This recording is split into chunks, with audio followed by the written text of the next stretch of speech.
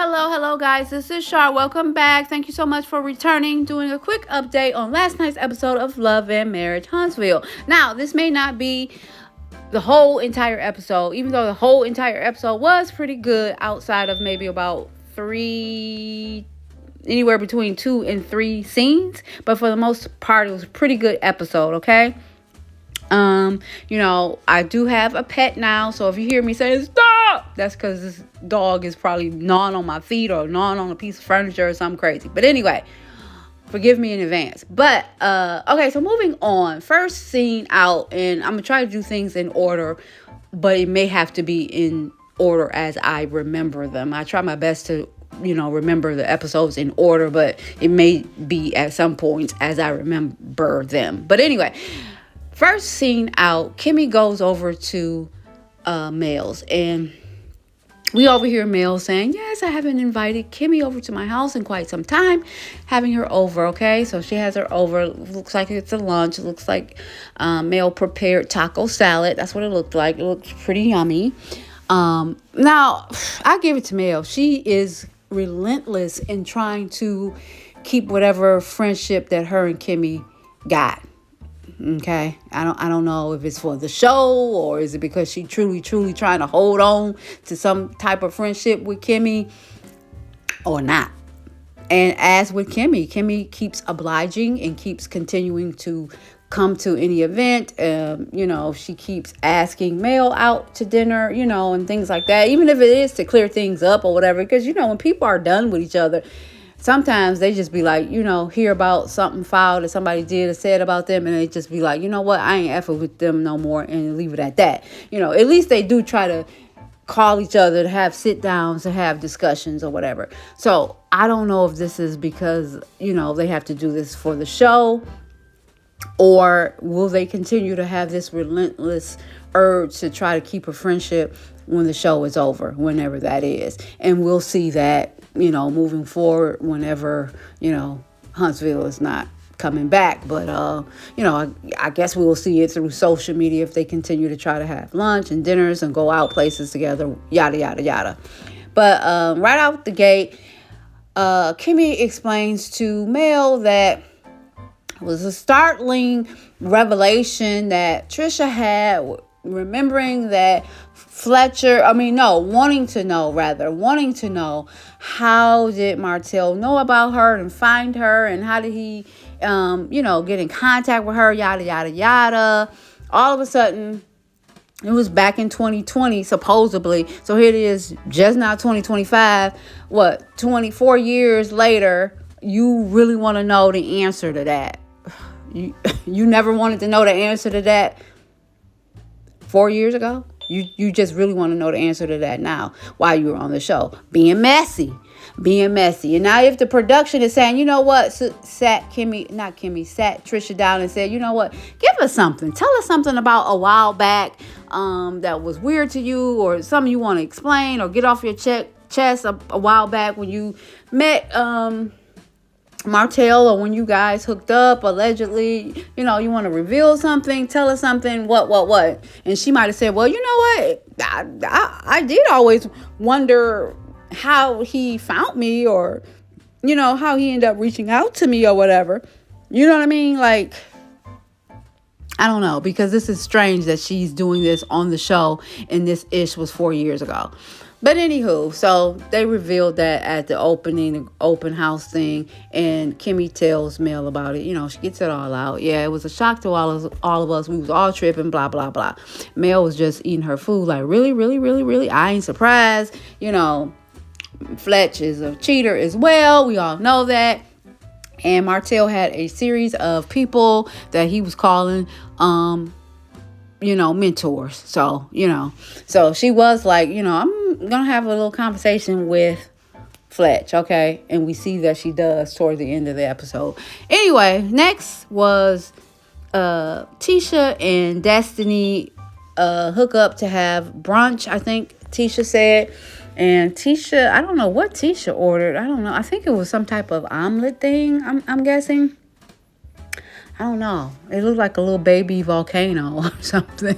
It looked like I don't know what that thing looked like, but apparently it was good because this is how she was looking when she was eating it, okay? Um, Destiny ended up saying that she had something really healthy or whatever. Didn't really reveal what she had, nor did they show her plate.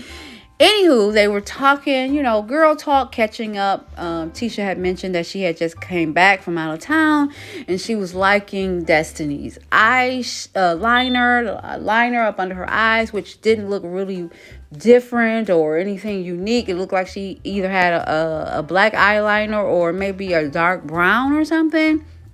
That's what it looked like to me. It didn't look like nothing really weird, not weird, but something so strange or a different color, outlandish color to make Tisha say, oh, it's so weird. What color is it? Whatever. It just looked like a brown eyeliner or something. But anyway, no sooner than that, she got a couple of good bites in of her food, and here come Martell sashaying in there with his tight ass clothes on. This man know he loves tight ass clothes. But anyway, comes sashaying in there, comes in, hey, how y'all doing?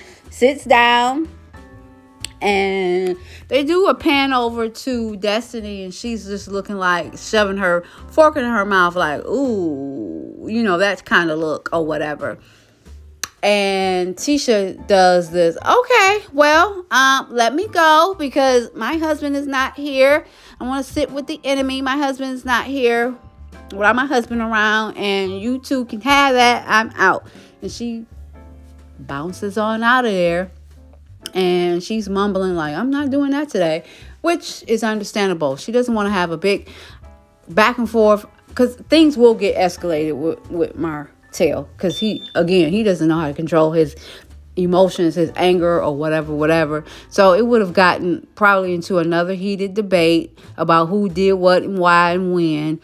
And she didn't want to go through that at the restaurant or whatever. And like she said, her husband is not around, even though her husband is not necessarily defending her, so to speak. But he's kind of just going back at Martell, like as if him and Martell are going back and forth, and he's not really saying anything about his wife. That's how he handles it to me. He kind of goes back and forth with Martell like it's just him and him arguing. You know what I mean? He's not addressing anything that the man is saying about his wife. You know what I mean? And he keeps a very level head, which is very, very strange when men is out here doing the most and getting a whole lot of jail time, prison time for guys saying just a little something to their wives or to their girlfriends. So the fact that he's just not even doing or saying anything really says a lot. But hey, if she likes it, we can only love it, right? But anyway, and no one's suggesting that she should get a divorce from him, but it just speaks to the man's character, and it speaks to the dynamic of their relationship. Like it, I love it, and you ain't gotta be a psychologist to realize that ish. But anyway, so she bounces out of there, and dumb Destiny dumb, she sits there talking to Martell, let Martell ramble on about, people are not nice to me and not gonna be nice to me and not gonna apologize to me. I'm not gonna apologize to them, and I'm not doing this if they not this and that to me. Okay. And then she says, well, it's unfortunate, but she wasn't ready to accept your apology. She's not open to it yet, and that's unfortunate, or something to that effect. I'm paraphrasing. I don't remember what dumb has to say. Sorry. I just don't. It's just dumb. And the fact that you didn't tell the woman, it's like you could have given her a heads up. Like, Martell, I happened to mention, even if she wanted to lie and say, I happened to mention by mistake, we was coming here for lunch, girl. And, right away, I knew he was probably going to show up or whatever. So if Martell come walking through the door, just know I warned you or whatever. And we can leave, or you can leave when he come. I'll totally understand. You know what I mean? That's a friend. Even if you truly wanted her to sit there and listen to him and in hopes of an apology from the two of them, even if that's truly wholeheartedly her gut feeling or her gut thought, like she really, really wanted that to happen, you still could have gave her a heads up. You just don't leave a woman blindsided. In real life, what woman wants to be approached by a man who said she didn't had a train ran on her and doing it with men in the back of a Buick and all this and that, coming back up in their face again without them knowing it? No woman wants that. I don't care. Nobody. Even one that's extremely friendly and understanding and passive and all this stuff. No woman wants to be confronted by a man who going around saying that type of ish about them. I know I wouldn't. And I would damn sure want a heads up so I can make the decision if I still want to go out with you. You know what I'm saying? So I don't care if Tisha did get over it. Destiny is a scumbag. And I understand now more why she's a scumbag, because of her upbringing. She was in foster care. You know, foster care hardens a lot of kids because they see and are witness to a lot of foul things amongst the kids and amongst the adults with kids, if you know what I mean. Kids just being mean and rude and evil. You know, kids stealing from you or you stealing from other kids. It's just horrible. But you would need like intensive therapy and stuff like that, like to really just overcome everything that you've seen, just so it doesn't harden you and make you envious of people and make you dishonest and non-trustworthy and this and that. And you know, it does seem like Destiny did not get that kind of therapy after the fact, you know. And shout out to her daddy. Thank God her daddy ended up getting her back and all this and that. You know what I'm saying? She had a mother that was on drugs, and if I remember correctly, she indicated that she grew up in the Schoolcraft area of Detroit, which back then though, I don't think it was all that bad. It wasn't the greatest. It definitely wasn't a suburb or anything like that, but I don't think it was that bad of a neighborhood. I mean, it had its share of crime or whatever, but nothing really bad. And I'm talking about back then when she was coming up or whatever, because then she in her mid-30s or something right now. So back then it was probably like in the early mid 90s or something. I don't know because I don't really know how old a woman is. But anyway, I'm just thinking back. I don't think the Schoolcraft area was just horrible, like, oh my God, clench your pocketbook. But you know, it wasn't the best. But it probably was the best, you know, seeing how she was kind of wayward. You know what I'm saying? It probably was the best to get her out of there and you know, take her south. You know what I mean? Because back in the day, going south, leaving the north, you know, with all its tricks, and going to the south was slower and a little better. You know what I'm saying? Better upbringing. It wasn't, you know, filled with so much crime back then. So it probably was the best thing for her. So shout out to her dad. You know, and hopefully her dad is cured and, you know, cancer-free continuously and can be there for Destiny and his grandson from here on out. That's what I hope for her. But, you know, like it or love it, when she do effed up ish, I gotta say it. We gotta speak on it. Other bloggers, you know, we have to speak on what we see on the show. And yes, things are edited, but Destiny dirty. Destiny is dirty. However you want to look at it, she dirty. You know, things are edited out, but Destiny is, I wouldn't trust Destiny with a 10-foot pole. But anyway, so after that, they all go, Kimme and Tisha go over to Destiny Dum Dum's storage unit. Now, she keeps saying that they turn these storage units into stores. I don't mean you got to do it. I don't mean you got to do it, babe. If you don't have nothing else, do it. You know what I mean? Anything to get things up and back running, okay? And that's what she's trying to do. She was in there, you know, and there ain't nowhere for a register to go. It looked like all y'all can do is stand. But anyway, Neil Fletcher and them son come. I don't know his name. I forget. Oh, Lance, that's his name. He comes in. He standing there with her, and she was like, you know what? I want shelves. I want shelving here, and because he asked her, well, what exactly are you trying to do with this space? And she was like, I want shelving here. I want shelving over here, and I want shelving with lights. And she immediately said, how fast can you get this done? It's like, Destiny, you know you're not paying them. Not with money. It's like the nerve of this woman. It's not what you say a lot of times. It's how you say things. He's doing this ish out of the kindness of his heart because I guess he kind of likes you, or he, figuring that y'all gonna do something or hook up, or maybe they have already, right? So it's like, and clearly he didn't have a clue what you wanted to do with the little space. That's why he asked you. And then when you explain, I want shelving. First of all, it ain't shit else you can do with the damn space. It's too little. Throw a rug down or something. I don't know. But anyway, she wants some shelves. Look like she probably only fit maybe about 4 shelves on the left and 4 shelves on the right or whatever. And she want to throw some damn lights. Do he have to do that? You could go to the Family Dollar or home and buy a little string of lights and use some damn clear wrapping paper tape and tape some lights to these shelves. I mean, he don't have to do that. You could do that. But anyway, it's like just her commanding voice. When can this be done? Like, girl, you just told me what you wanted done with this little shit.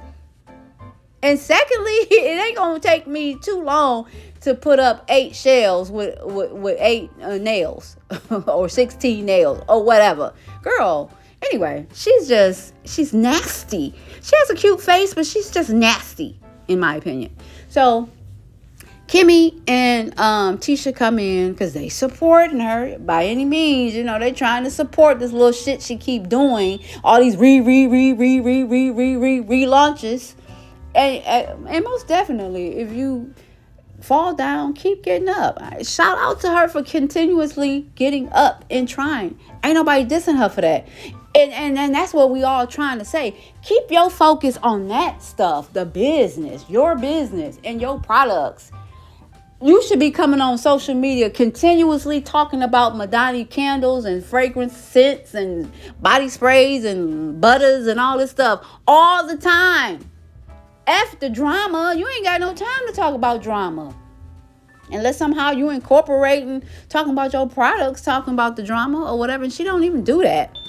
All she talks about these products 1 time or 2 times on a live or 2 when you need to constantly just be your own promoter of that stuff. Like taking, going to bed with spraying your house, or after you cook, spraying it with your sprays, house sprays or whatever, lighting candle while you on the couch, drinking that watery ass cappuccino I feel like she drinks.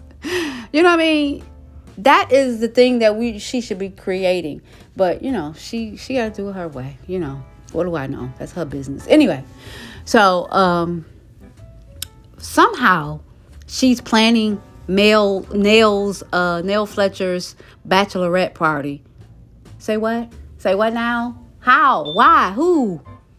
Who asked her to do this? Production? That's what it seemed like. This seemed like a production thing.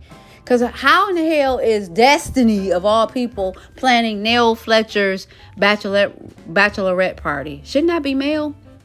And even if Mel said, oh, you know what, I can't do it, I don't have time to do it, shouldn't the next person have been like maybe Tisha?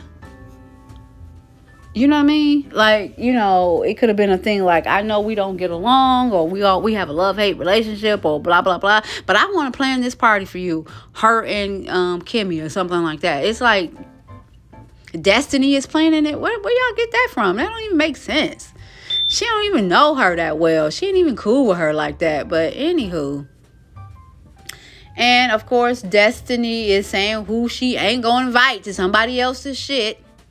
You know what I'm saying? It's like, this lady is so the nerve. But anywho, Tisha and Kimme stand there and continuously tell her, oh, you have to invite everybody that she would invite, and have to invite people that she would want, and da, da, da. It's not for you to do that. Da, da, da. They got to tell her this, okay? They got to tell her this. Because if it was a thing where it was people that you didn't want there, then you shouldn't opt to do her party.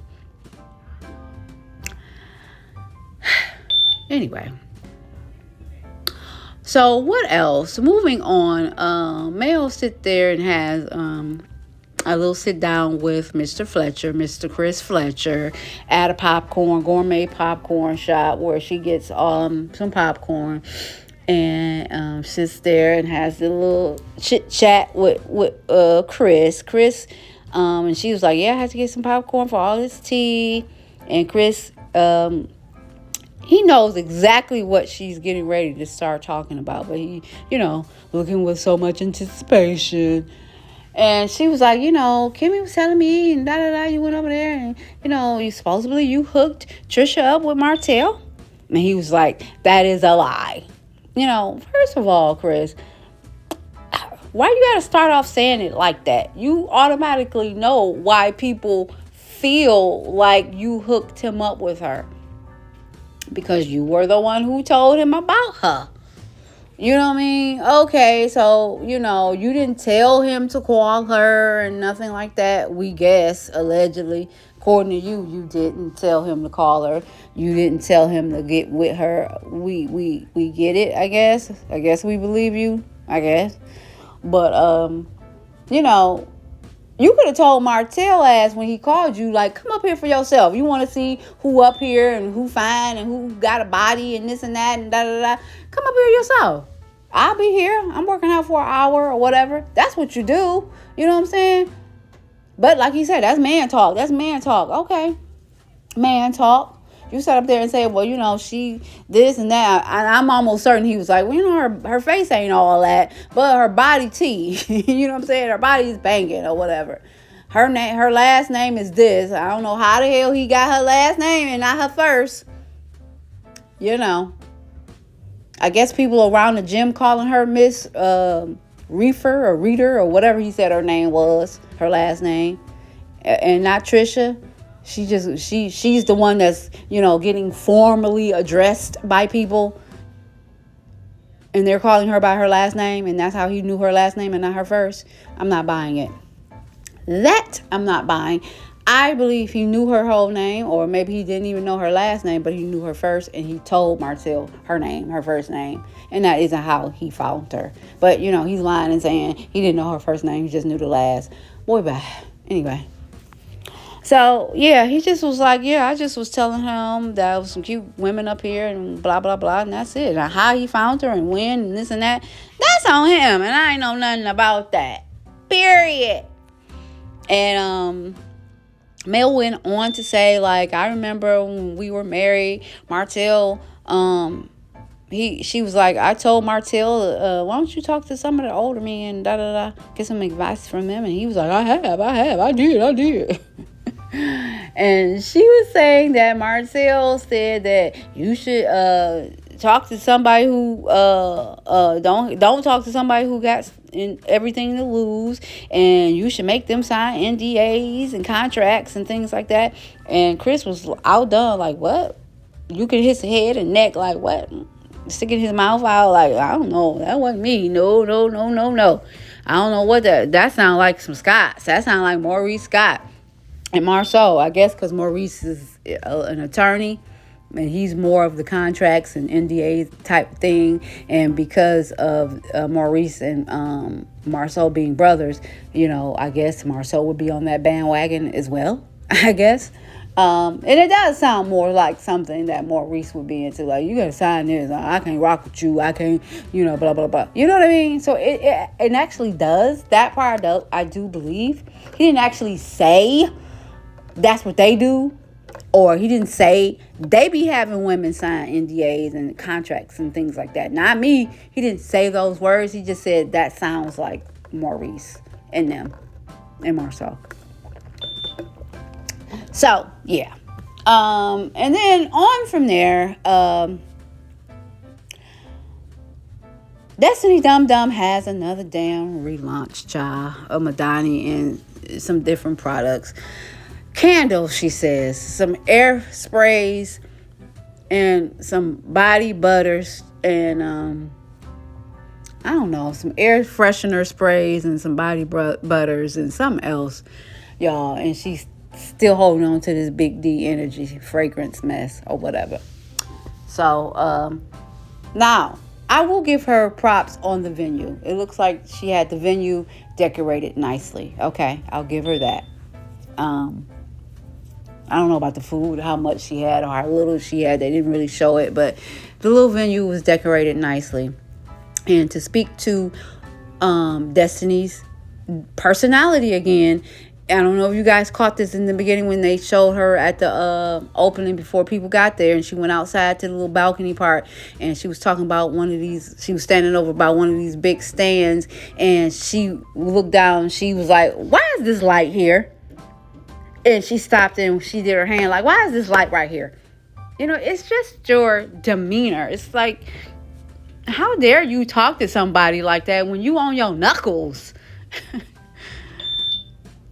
People helping you left and right, like they did at the Black Expo when they helped her with a booth. I think Stormy and them helped her with the whole booth, set it up and all this and that. Somebody helped her. I believe it was Stormy and them.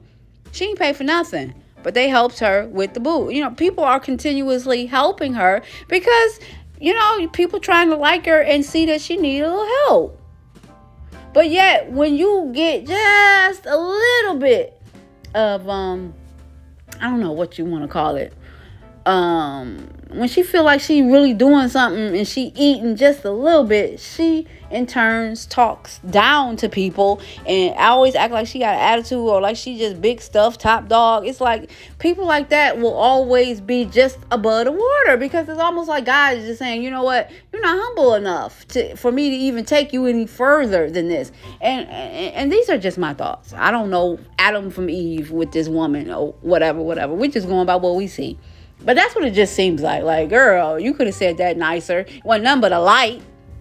I could see if it was a whole bunch of trash, or like it was just something completely different than what she had asked them to do, or, you know what I mean? Like it was just completely messed up and it was a lot of it and it was going to take a long time for them to get it right. And here come people starting to come. I could just see if it was a big ass thing, but it was just a light of some sort and they didn't even show it. So I was just like, this chick here. But anywho, so yeah, people started coming. If you caught Martell when she first came out, people was introducing her.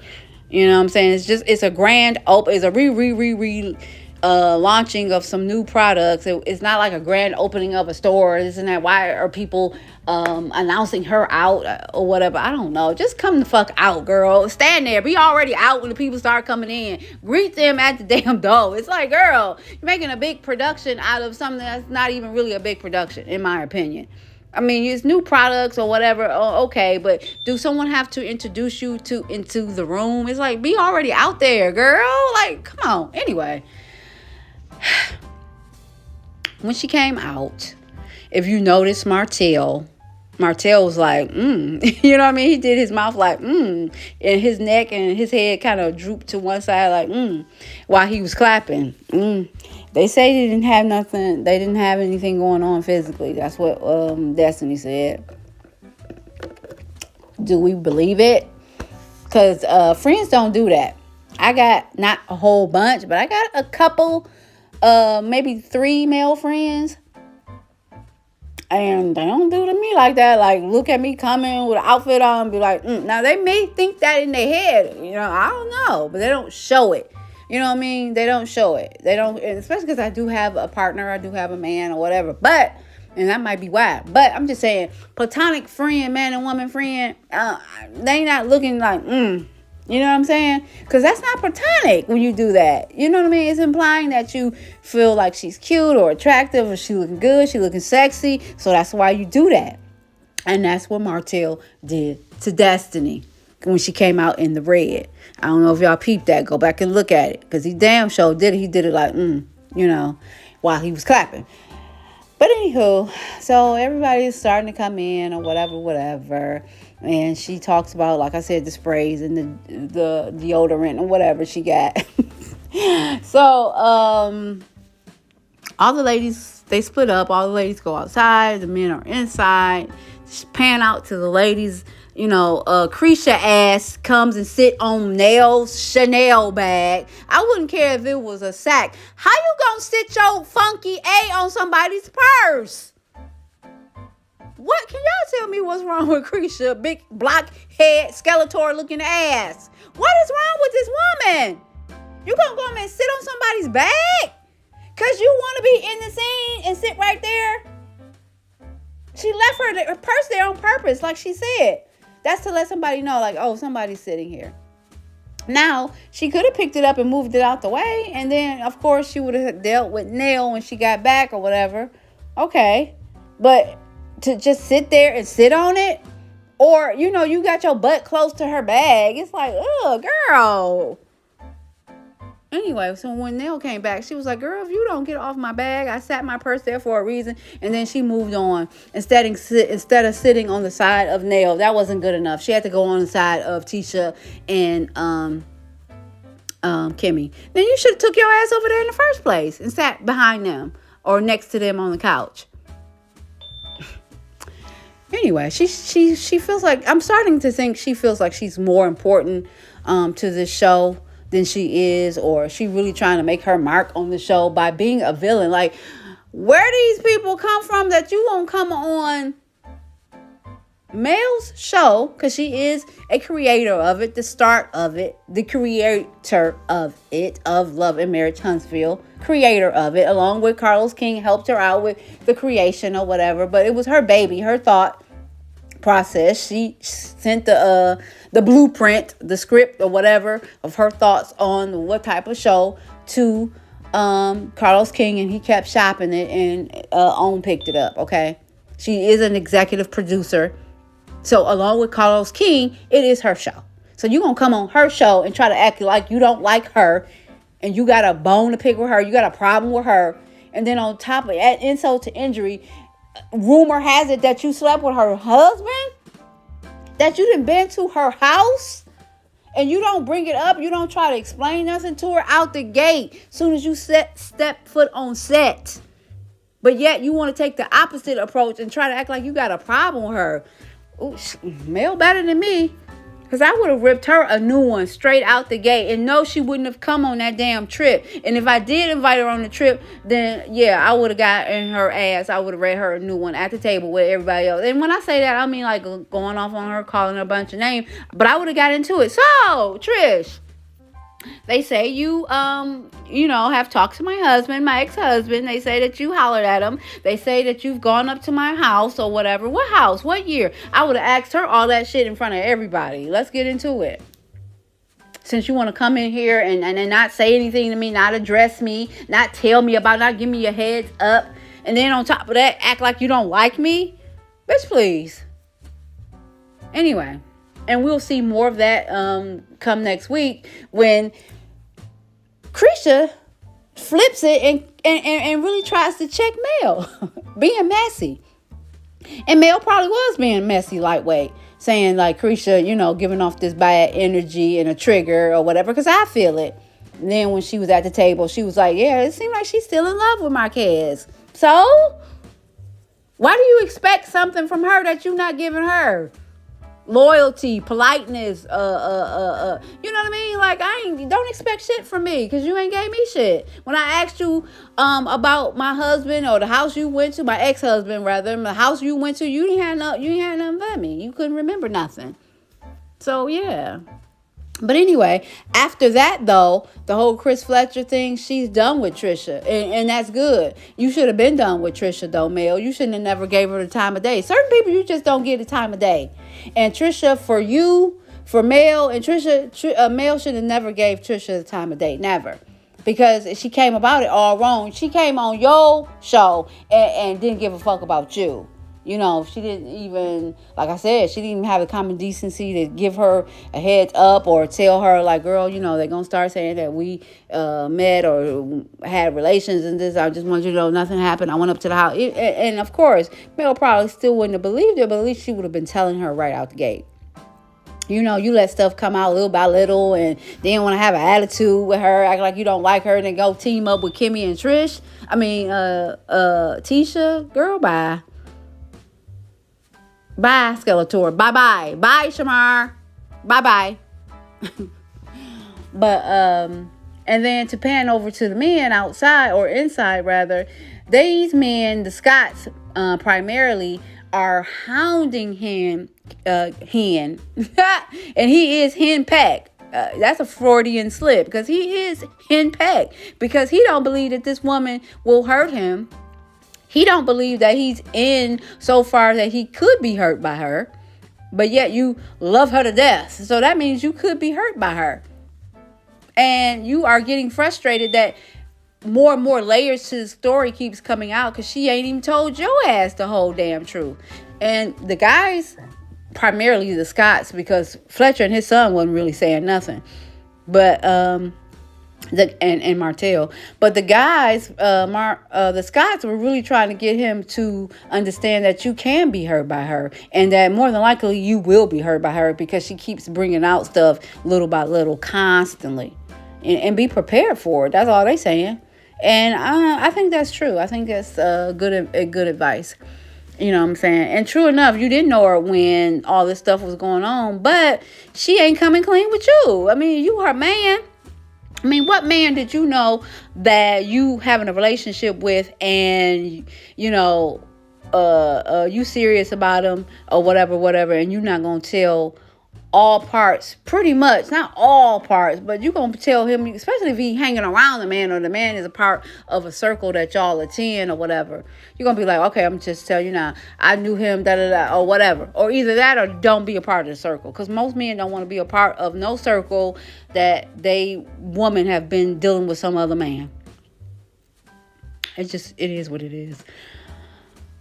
But I think that's it, y'all. I think that's the basically entire episode that I want to talk about, or whatever. You guys tell me what you want to talk about. If I missed something, drop down in the comments and tell me what you think about Dum Destiny not telling this child that Martell was coming to the brunch to apologize, allegedly. Tell me what you think about Nell. I forgot about when Dum Destiny told when Nell rather told Dum Destiny, or Destiny Dum that, you know, she basically feel like it's not her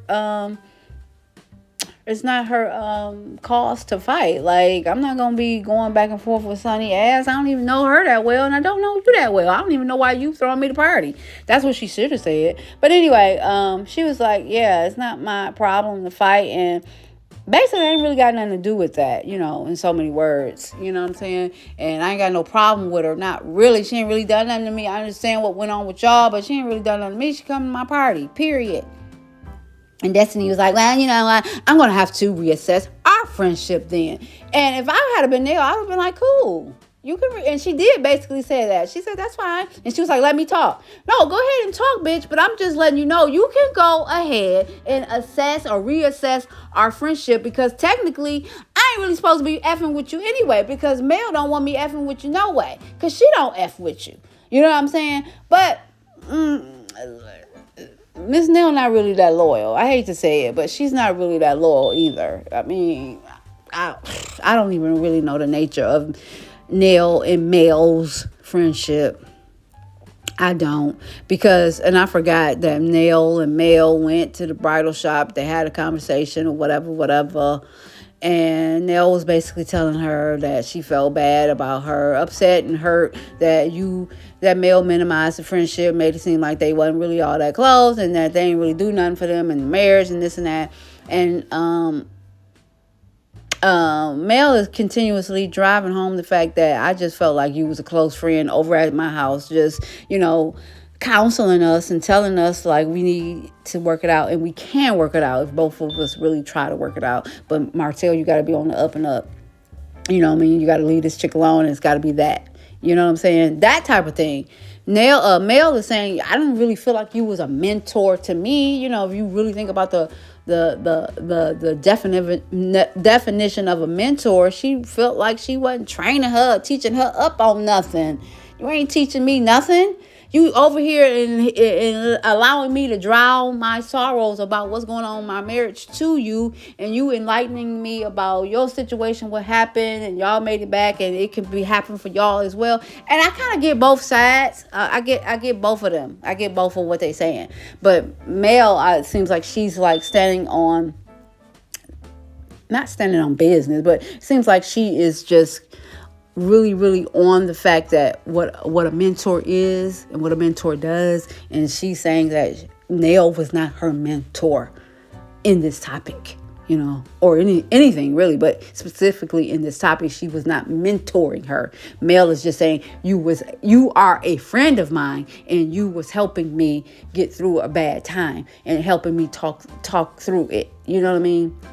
she's saying that if anything, you was mentoring Martell because he was the one doing wrong. And I get what she means, but I also get Nell, because Nell is saying on the flip side of that, okay, you could say it's like all just about training and educating you on something. I'm just kind of using the term lightly, like in light way. I kind of was mentoring y'all because I'm trying to tell y'all how to get through a marriage that has been infested with infidelity, and in the anger and emotions and this and that and this and that, and how y'all can possibly come back around and come back together. That's what she was mentoring her on, I guess. So that is like a training of sorts, because you're trying to tell them how they did it and what they could do. So I get both sides. I understand both of them, really, or whatever. But, you know, Mel, I don't know. I don't know if you have any true friends on this show, honestly. And I don't even think Nell is a true friend any longer either.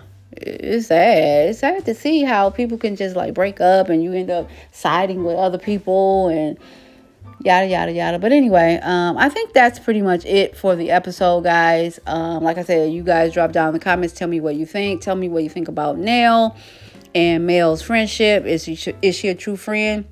We know Destiny is not a true friend to Tisha. Tell me what you think about Krisha and her jumping bad at the end, next week's episode with Mel. And what do you feel like Mel's response is going to be? Please drop down in the comments. I'll do a talk back. Like the video, subscribe, and until next time, guys. Bye.